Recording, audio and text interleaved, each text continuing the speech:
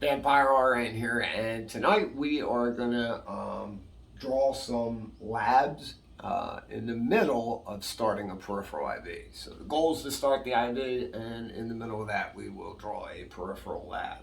So that's the goal tonight. I have my beautiful wife Tammy here. I guess that makes her Mrs. Vampire RN, and she will be I guess, my guinea pig tonight, for lack of a better term. Thank you, dear. All right, so we're gonna apply our tourniquet here. We noticed the type of knot that we make on the tourniquet here. Um,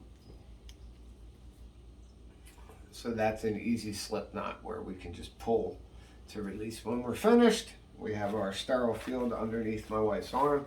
My wife was just pumping her fist, which is a common misconception. What you do is you have your patient just make that fist, make the fist and hold the fist and don't move it, because when you pump your fist, your veins tend to move and we can miss the vein. So we got a good vein popping out there. I have all of my supplies here ready to go. So I'm going to grab my chlorhexidine, crack it open, rub it on my finger until I see some shine, so I know it's working. We're going to cleanse the entire area of where we're puncturing. We grab one of our gauze pads. We can dry the alcohol off. That way it won't burn as much when we stick our patient. Grab our IV. We remove our IV cover.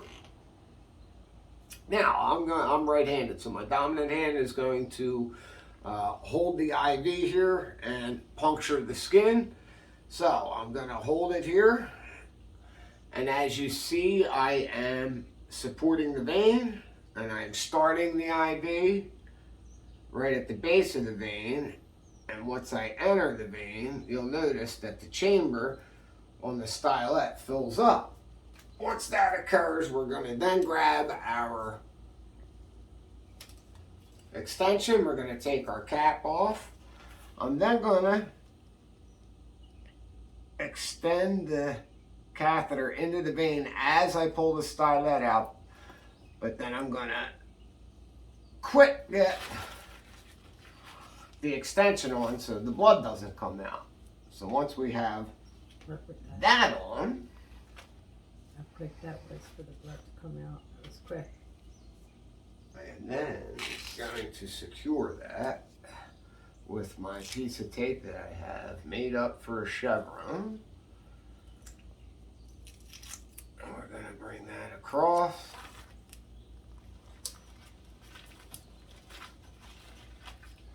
So once that's supported and I can pull back and fill blood into my normal saline flush, I did not flush it, so I don't have to do a blood waste. I can then remove that, deposit that there.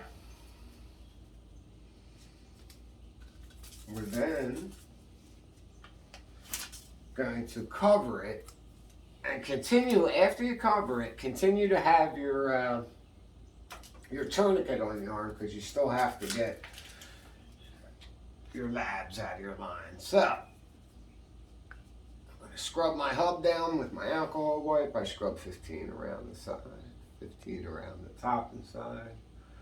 Once I scrub that down, I'm going to attach my vacutainer. I'm going to place my tube in my vacutainer to fill up for the blood sample.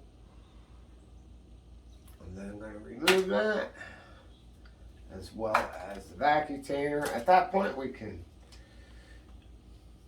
take the tourniquet off, remove